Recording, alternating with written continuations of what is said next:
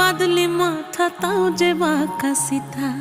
মেদিনীপুরে রায়না চিরন বাঁকুড়ার ওই ফিতা